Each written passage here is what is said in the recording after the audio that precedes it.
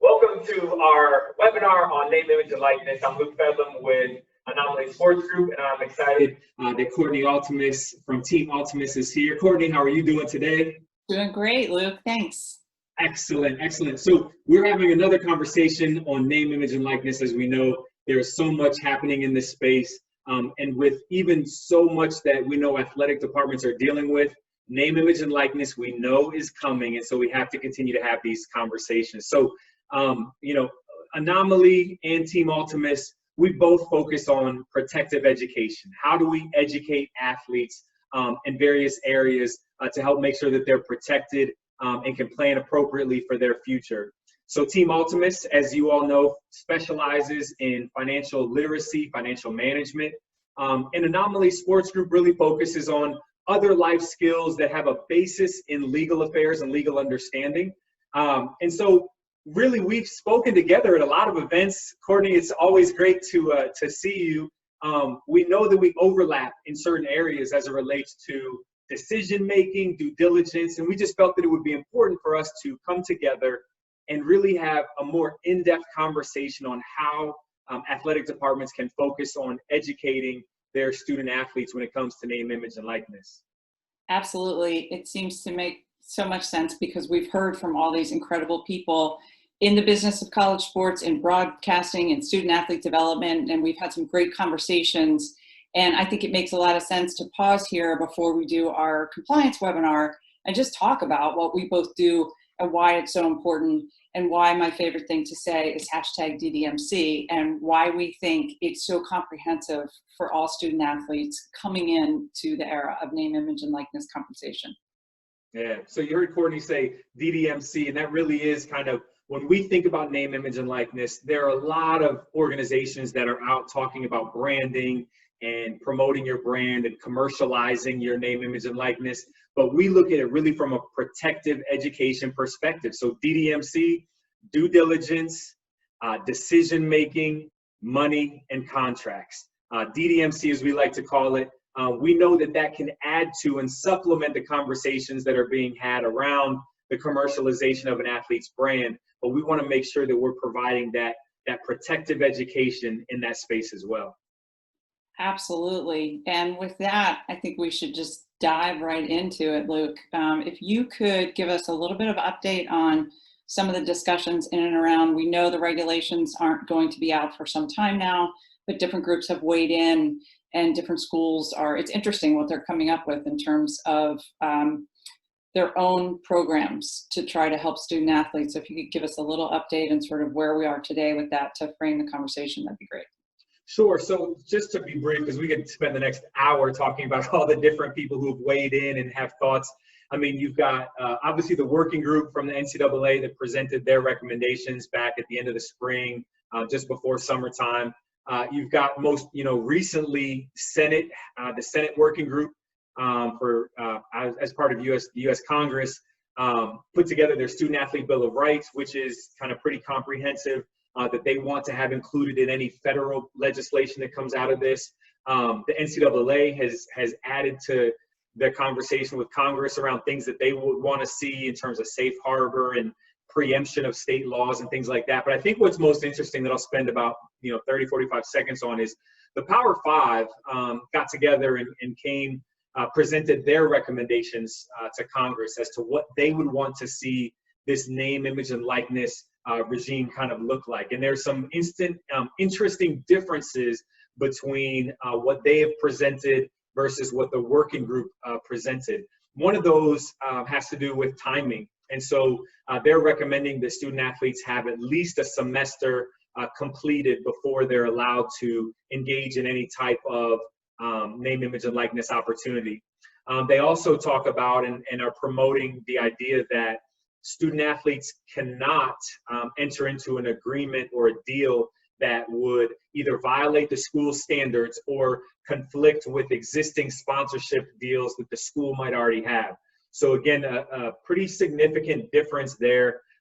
They agreed with athletes being able to hire agents or advisors, but what they want and what they recommend is that the agent or the advisor has to be licensed with a new certification office that would be part of the Federal Trade Commission. So again, that would happen after one semester is completed in college. And then the last thing that I think was very different as well is that they also are calling for all agent agreements and all commercialized opportunities, marketing agreements to be made publicly available, so that anyone could go and look up any particular deal that a student athlete signed. So again, the Power Five's recommendations are just that, they're recommendations.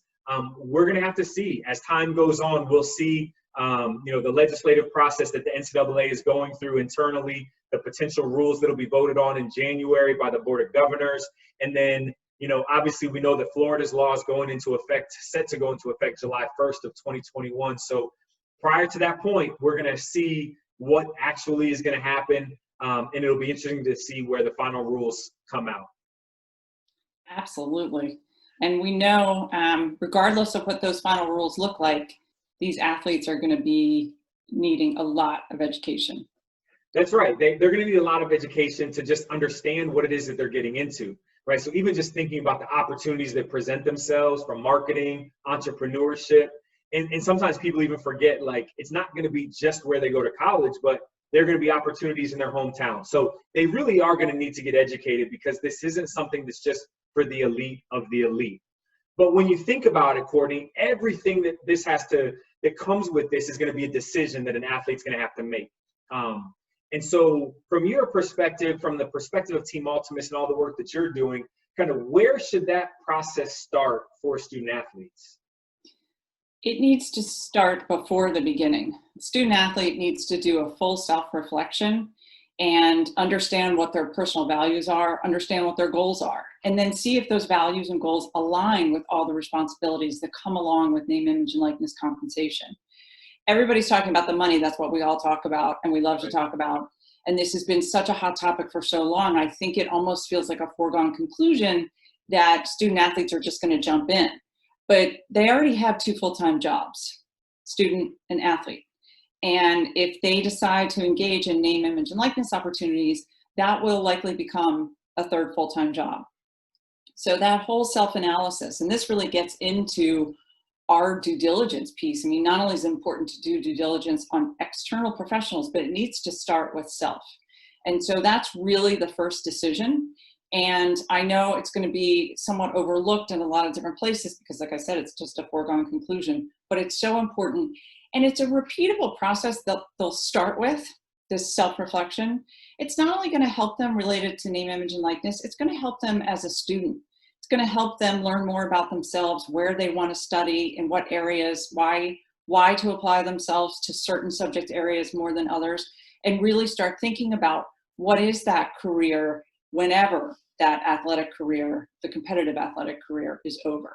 So they need to do that, and then they need to really study, okay, if I want to do this and this aligns with my values and I want to make money because I want to have $100,000 before I leave college, or I want to have my whole college paid for if I'm not a scholarship athlete, do they have time for it? What are their time management skills? How do they manage their time? What is that going to look like?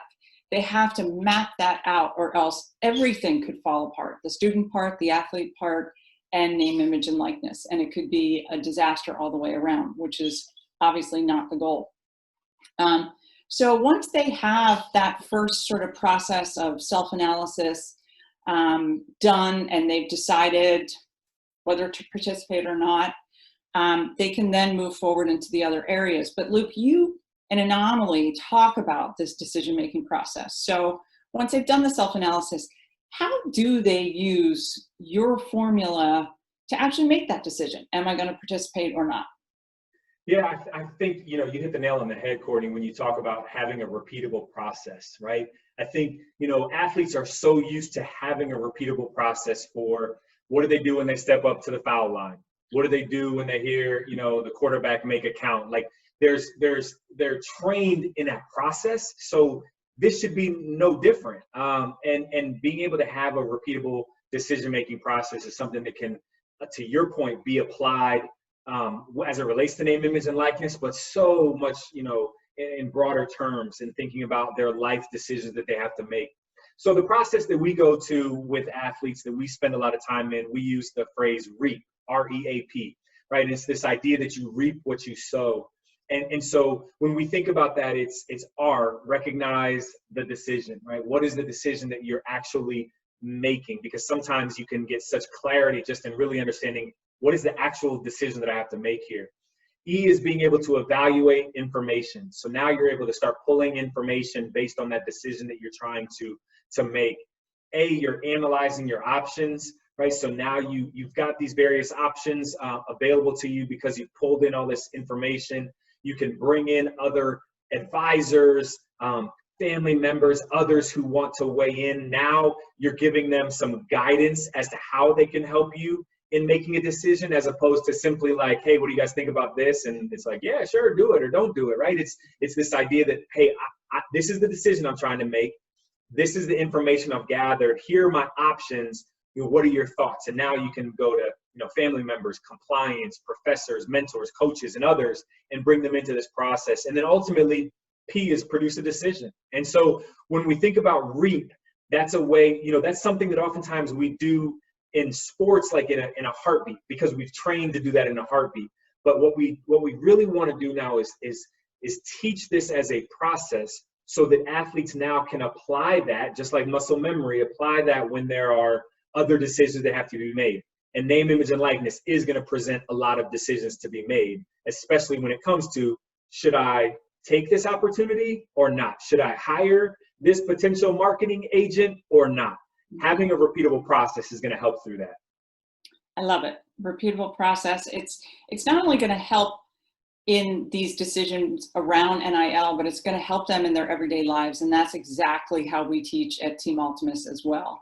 We, if you're discussing the process of REAP and you ask student athletes to reflect back on their decision, what school they wanted to go to, likely they and their parents and whoever else they sought help from actually went through the REAP process and didn't know they were doing it. So I think it's a critical point for them to realize that the things they're doing every day are a series of processes, and they don't need to complicate things more. Money and legal issues are very complex. We don't need them to complicate all of this more with getting into the issues, but rather practice these repeatable processes. That's right. And when you have a process, it helps you to realize that you're not necessarily making a binary decision, right? It's not a, yes, I'm going to do this deal, or no, I'm not going to do this deal. It may very well help you to say, when do I want to start even looking at opportunities, right? Because we already know that if you're in football, in college football, and you have an opportunity presented to you your freshman year, well, you're going to be there for at least 3 years.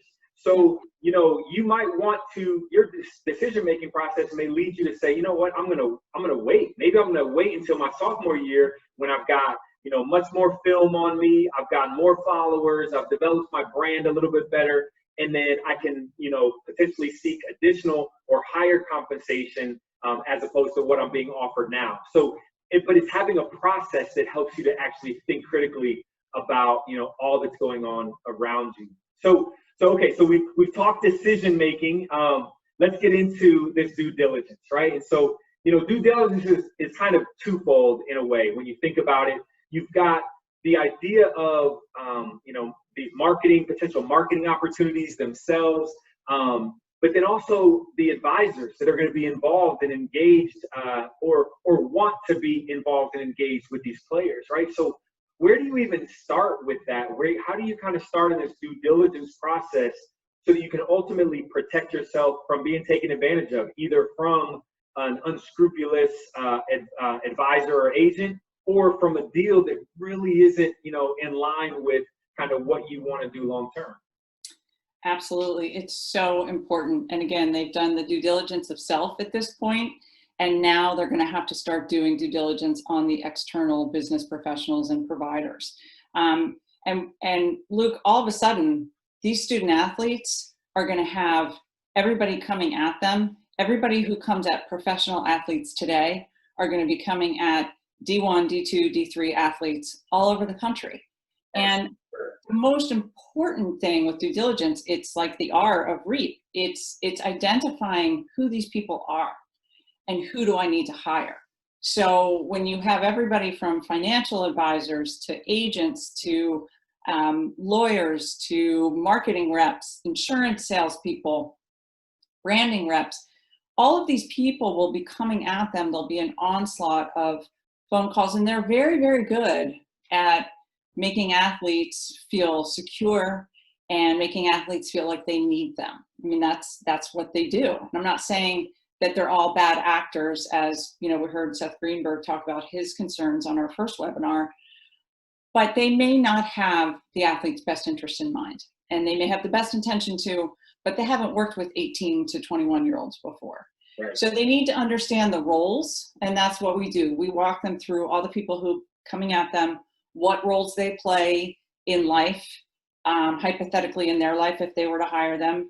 And then based on their decision to participate or not and how they want to proceed, we help them decide who they really need to hire. Do they really need a marketing rep right now?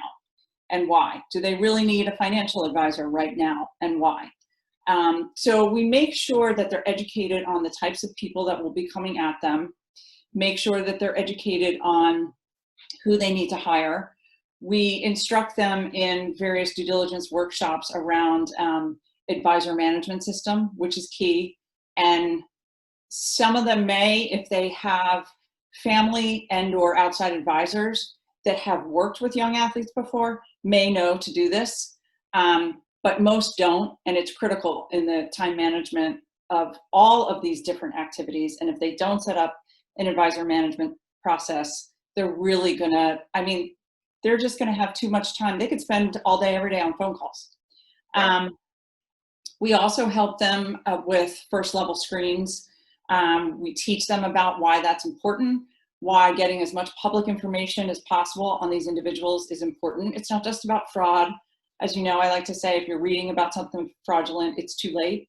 It's about getting to know these people. If they're trusting them with divulging anything from their personal goals to actually managing their money, they need to know as much as they can about this person. And again, there's no time to do that. So we teach them how to do it in a time efficient way. We teach them how to use the information that they get, how to ask questions.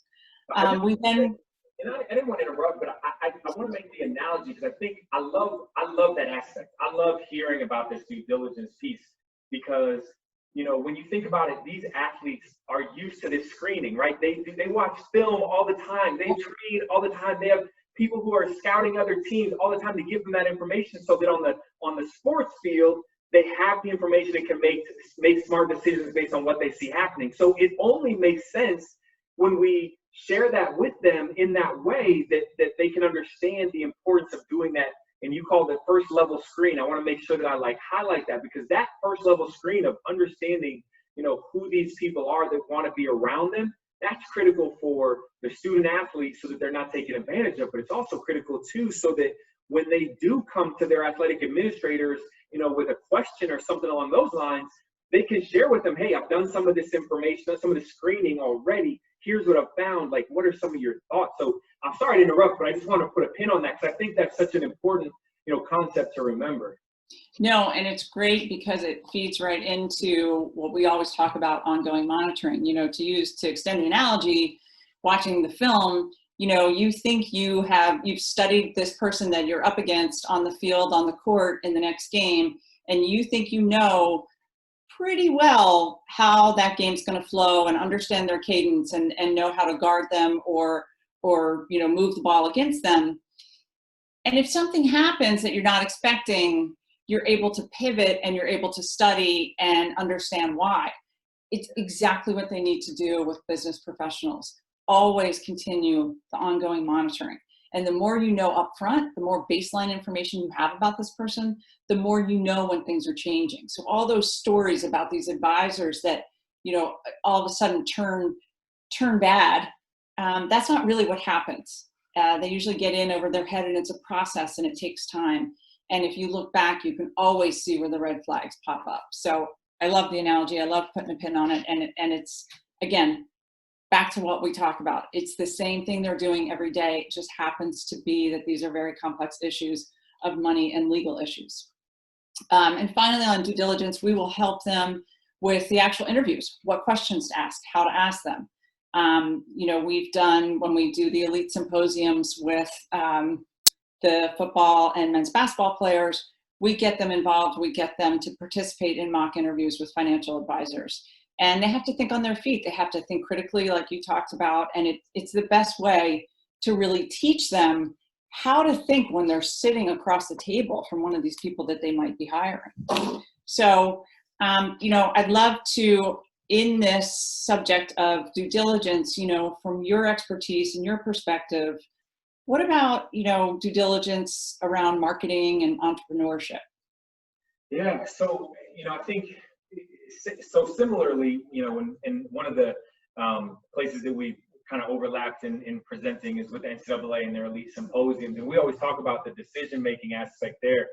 But when you think about decision-making, now it helps you when you're evaluating information to really understand name, image, and likeness opportunities. That's all a matter of evaluating this information, right? You want to evaluate the information on a particular opportunity from a marketing perspective by knowing what's the scope of services. So what do I have to do is going to be critically important, right? Especially as you mentioned earlier, Courtney, just the timing and this idea of potentially adding a third full-time job. Is this marketing agreement asking me to send a few tweets, or is this asking me to show up for various events and be present at certain, autograph signings or events or things like that that are going to take, more time? Evaluating the compensation, right? What am I getting compensated, and does the compensation align with what is being asked of me, what services I actually have to do? What is it saying about my intellectual property, right? Understanding, are they going to continue to, whatever the organization is that's bringing me in, will they continue to own or have rights to certain aspects of my intellectual property, of my brand, of my name, image, and likeness going forward? And if so, am I being compensated for that use in the future? It's also, kind of comes back to the brand authenticity, right? I mean, those are the few things that I mentioned deal with kind of the contractual parts of things, but generally speaking, does this align with my brand? I mean, is this something that aligns with, with kind of who I am? So that's something, again, that athletes are going to have to do due diligence on to really understand, these various aspects of a particular marketing opportunity. But the other piece that I think oftentimes gets overlooked, and Courtney, I know we've had this conversation before around entrepreneurship. And when the average person hears name, image, and likeness, they think of marketing deals, and they think of these big, Nike and Gatorade and all this kind of stuff. Well, there's also this entrepreneurship aspect that says, all right, now I'm going to have the ability as a student athlete, like other non-athlete students have had for years, to potentially, create a business around an idea that I have, a service that I want to offer, or a product that I might want to develop. And in doing that, there has to be some real understanding of, some of the corporate formalities that will come with that, understanding, am I doing this myself, or I'm bringing in partners? And if I'm bringing in partners, the complexities of an operating agreement, bookkeeping, and how am I going to keep up with that? I mean, we talked about the idea of a third full-time job. This very well could be it in terms of the entrepreneurship aspect. So student athletes have to understand all that comes with that, right? The accounting, insurance, managing liabilities. I mean, all of that comes with it. But at the same time, there will be students who might say, okay, I have this particular skill. I do want to be able to commercialize it in ways that I can, go do camps and clinics and coaching and things like that, where maybe I do need to set up an entity for that. Maybe there are some tax benefits, maybe there's some liability protections there, but there's going to be due diligence that has to happen to make sure that ultimately these athletes are protected and not getting out too far ahead of, their skis, as they say. Absolutely. So in thinking about that, so we've got through the D and the D. We've talked about decision making. We've talked about due diligence. But now the part that everybody wants to talk about, right?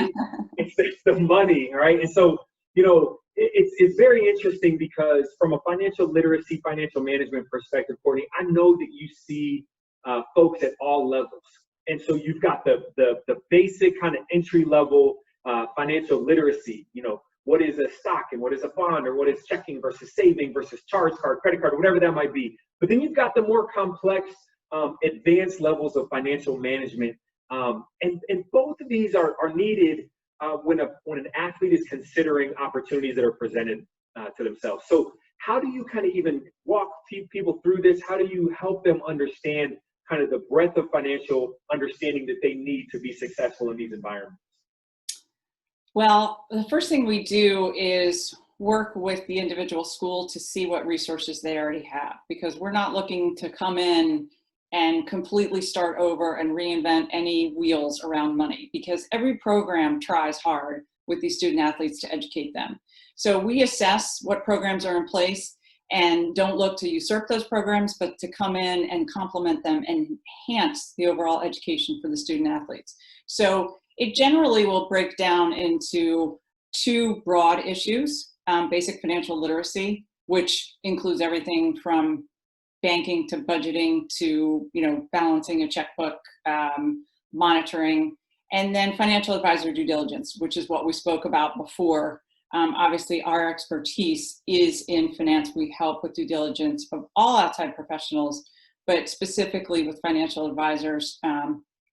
I was one for over 25 years, and as you said, worked with people at all levels, from professional athletes to multi-billionaires. And so the issues are the same, the complexities change.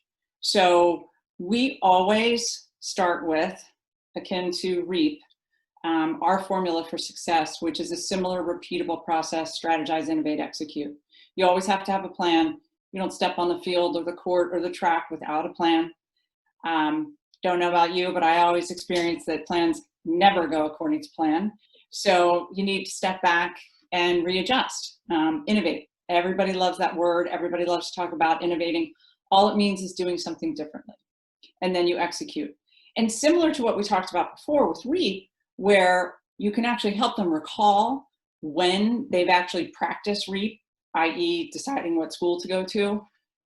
Our student athletes, when we're working with them, realize that strategize, innovate, execute is something they do every day. And it's just now going to need to be applied to money. So not only is it a repeatable process, but we also teach them it has to be part of their daily habit. If we're teaching them budgeting, it has to be part of their daily habit. They don't get better at their sport if they're not practicing daily. They don't get better and they don't get stronger without the right nutrition, without the right conditioning, without the right rest. So anything related to money is also a daily habit. We make sure that we talk about what are their goals, short-term, long-term. All financial decisions should be tied to goals, period. So if they haven't taken a look at themselves in that critical due diligence of self process, they need to now, because creating a plan for money around self, around family, has to be tied to goals. So we do a lot with goal setting. So many pieces of money these student athletes have never seen before. Some of them have never paid taxes. Some of them don't understand how interest works. They may understand the tiny little bit of interest they see in their checking account, but they may not have seen a credit card bill yet. So we talk to them about good interest, bad interest. We talk about financial aid implications. Those that are not full scholarship. What does that look like 5 years, 10 years down the road? And maybe that becomes something that's tied to a goal, and to a goal around NIL, to make sure that they are not in a place where they're really struggling because of financial aid during school. So it's those broad areas. It always goes back to the repeatable process, which tends to almost oversimplify it when we're talking about it. But as they practice it and they realize how they apply it, and it becomes, they truly start to compete with themselves. They check their balances. Those balances are going up, and they have a budget, and they're checking if they're meeting that budget or if they're exceeding their goals or not meeting their goals. And it just becomes part of life. And that's what money needs to be, especially in the age of name, image, and likeness, because back to that whole element of time management, if it's not part of their daily routine, they're not going to have time to do it. So, I think, again, always trying to oversimplify, but I think it's so important, our collective collaboration of DDMC, and, not just the decision-making, but then applying that decision-making to due diligence, and then talking about that money concept making as many relatable processes able to apply to that money concept, teaching them to apply it to the money concept, meeting them where they are, whether it's the school and what programs they have, or what the student athletes know or don't know. We don't want to waste time and review concepts that they might already know. We want to join them where they are and help them apply all these concepts in a practical way every day. So that's money in a tiny little nutshell and way over simplified, but to answer your question, explain a little bit how we approach it, how we talk about it, how we teach it. It's always incredibly engaging, whether it's virtual or in person. And then that follow-up to make sure that those daily habits are happening. So now that I have finished my most exciting part of DDMC, the money part, I want to ask you to talk about contracts. I mean, talk about complexity. That blows my mind that these student athletes are now going to have to be considering legal implications that could impact them for the rest of their lives. You know, if they lose all their money, which they won't if they're getting properly educated, but you can always go out and get another job. You can always go out and get make more money somewhere. You just have to work hard. Contracts can straddle you for the rest of your life if you're not careful. Yeah, listen, I hope we all have another few hours to sit here and listen to contracts. But I'll try to condense it as briefly as possible. But I mean, this is it, right? I mean, contracts. Every aspect of DDMC that we've talked about is important, obviously. And I think that, when you get down to kind of brass tacks, right, money and student athletes' ability to understand and manage money and contracts, the ability to understand what it is that you're putting pen to paper to sign your name to, are just so critically important for them to understand. So contracts. When I think about teaching contracts to student athletes and to athletic administrators to understand what these endorsement contracts look like, to understand what these advisor contracts look like, it's not to make the user, if you will, the student athlete or the athletic administrator or the parents or the family sports lawyers. It's not to make them experts in this, but it's to help them understand things that areas that could absolutely be areas where they could be taken advantage of, where the student athlete might be taken advantage of. Because you're right, Courtney. I mean, you really could be, kind of saddled with a bad contract for a long period of time if you don't know exactly what it is that you're signing. So let's think about what this looks like, right? Let's talk first about these contracts with advisors or agents. Now, I'll say as a disclaimer, we don't know exactly what the regulatory regime is going to look like when it comes to the NCAA rules on this, right? We don't know if there will be a third-party administrator kind of overseeing some of these things or not. But regardless, you still should know what it is that you're signing. Every athlete should know that. And I bring up athletic administrators very intentionally because at the end of the day, people who work in the athletic department, from student athlete development to the counselors and academic counselors to coaching staff, etc., you really are the frontline people that a student athlete is going to go to. So if they have a question about something, you already know they come to you first. And so this idea of education, all of the things that we talk about, it's for the student athlete, but it's also critically important that those who the athlete turn to most frequently fully understand these things as well. So when we think about these contracts for advisors or agents, first and foremost, when I think about a college student athlete signing on to an agreement, I'd want to know the term. How long are they signing on for? So let me give you some background before I dig into that a little bit. So I'm a sports lawyer. I work with professional athletes. I review these agent agreements all the time. And we consistently have people who get referred to us who have signed an agreement with an agent that they then want to get out of. And that's one of the first things that we look at, term and termination. How long is this contract, in place for? And how can you terminate the contract? What does it take for you to get out of that contract? Those two pieces are critically important because that allows for the flexibility of that athlete to be able to move away from someone that they don't necessarily click with, align with, trust, or want to continue to work with. I mean, let's think about this, right? We're talking about 18, 19, 20, 21, 22-year-olds who are, you know, in a position where maybe they've never had, you know, a job before, right? Or they've never gone through an interview process or themselves even, right, to be hired for something, but now they're going to be hiring someone else. So we talked about this due diligence process, the first line screening that Courtney talked about earlier, but ultimately now you're going to be signing an agreement with this advisor. Now, the advisor may have all the best intentions in the world, and they may be a qualified advisor to be able to do these things, but what's important is that there's an understanding to be able to say, how can I get out of this if we just don't click, if we just don't seem to like get along, can I get out of this contract? And when you're in college, if you sign a contract that's you know, whatever, a 4 or 5 year contract, right? And you're a freshman, like you're locked in. You don't have the ability to get out unless the termination provision allows for you to do that with a certain period of notice. I mean, without going into a deep legal analysis, if we look at the Zion Williamson lawsuit with Prime Sports Marketing, it's all public information as their court filings. You can look and see a contract that is, the term and termination are absolutely not in favor of the student athlete. And so that's where we have to be really careful. They need to understand how long they're signing for and how can they get out of the contract.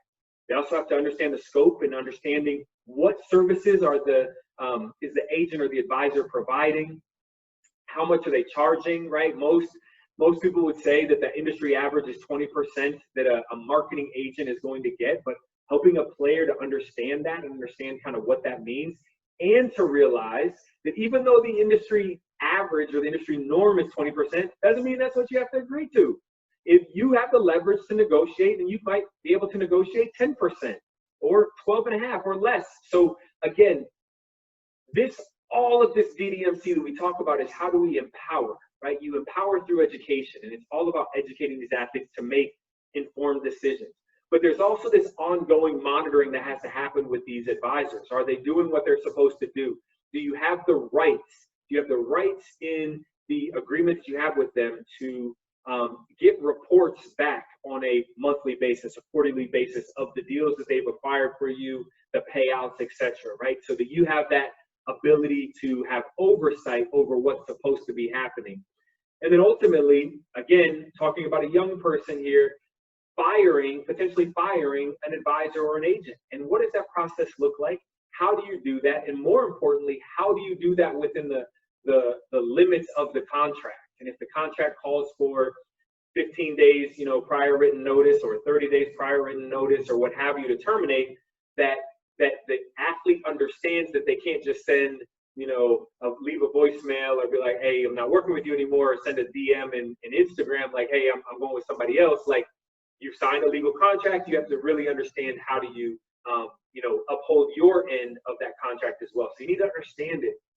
That's with advisors and agents, but there's also this aspect of the contracts that you would sign with the actual brand that you're working with, or whatever the marketing opportunity is, whether it's a speaking engagement, a marketing, an endorsement type of deal, anything that you're going to sign where you're going to get compensated.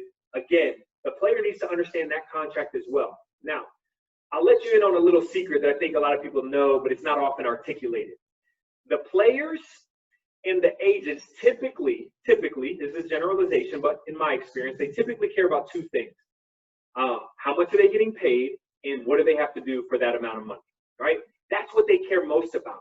But there's so much more that goes into that they really need to understand. And so when an agent tells a player, hey, I found this deal for you, you just need to, you know, do this and you'll get paid X, and just sign here, that is not in the best interest of the player. The player needs to really understand the totality of that contract. So yes, the scope of services is important. So I need to send X number of tweets or social media posts, Instagram posts, you know, with me using this product or wearing this product. Okay, great. But now let's also talk about what's required from a disclosure perspective by the FTC when it comes to promotion.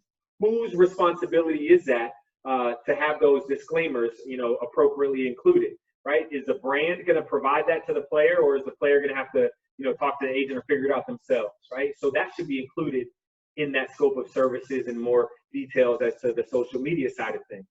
Compensation, they need to understand what they're getting paid and how they're getting paid, right? And is it going to be something that gets paid directly to the player, and then the player, the gross amount, and the player has to send that percentage on to their agent, or does everything go to the agent and then the agent takes their fee and then sends that to the player?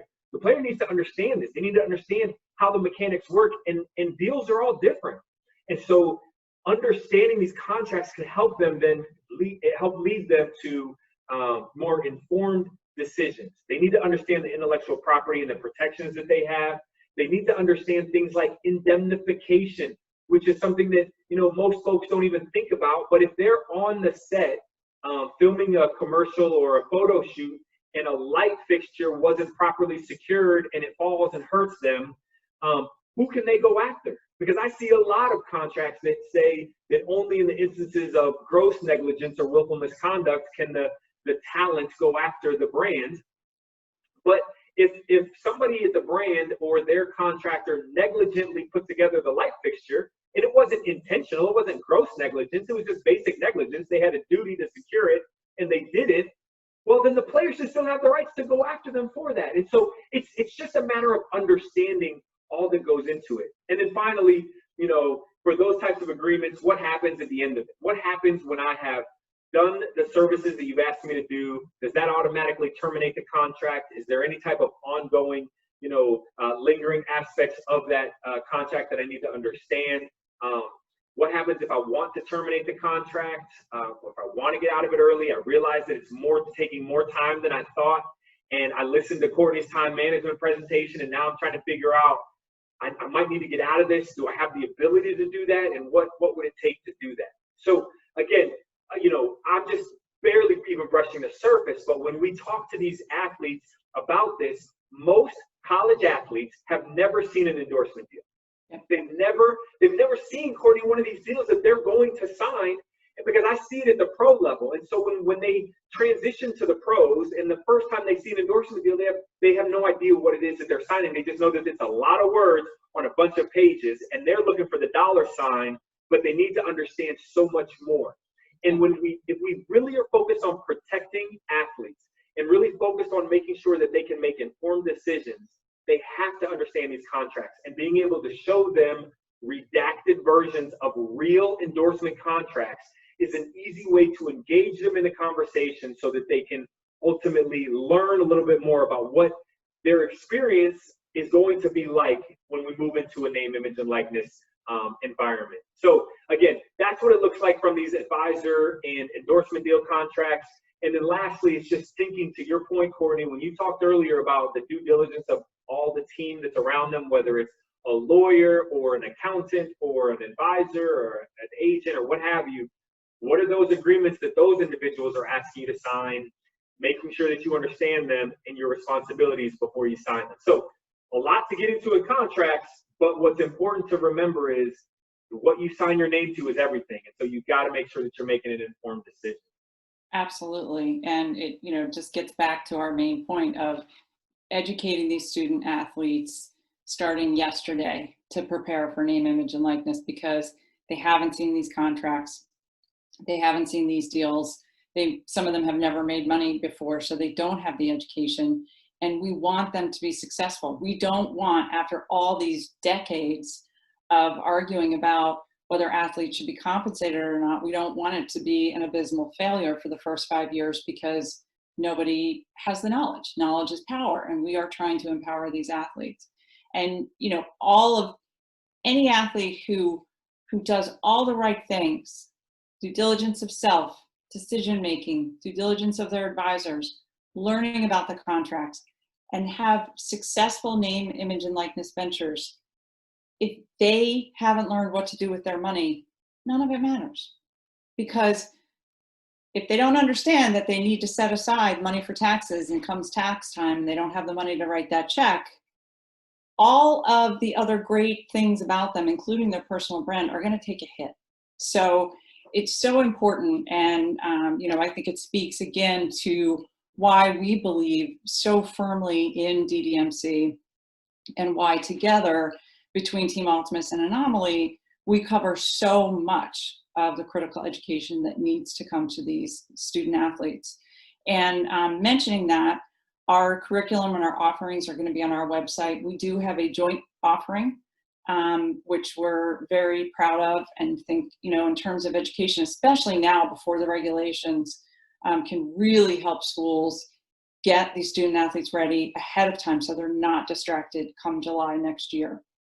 So Luke, I'm going to turn it over to you to wrap it up for us, but just can't emphasize enough the need for education and making sure the full DDMC curriculum is getting to these student athletes. Yeah, that's right. I think, just thank you for tuning in and checking kind of this conversation out. Again, Team Altemus, Anomaly Sports Group, we're separate entities, but we're really focused on how do we protect and educate athletes, period. And so when you come across, as we all know, when you come across good people in the sports world, you want to stick with them and try to figure out ways that you can leverage your synergies. And that's what we've done. And so hopefully you found this conversation today beneficial. Obviously, if you want more information, you can reach out to us. We'll have our contact information listed at the end of this recording. And I will let you know that this fall, we're going to do a live joint webinar. Again, I guess that'll be number 5 or so that we've done. And it's going to be a compliance perspective.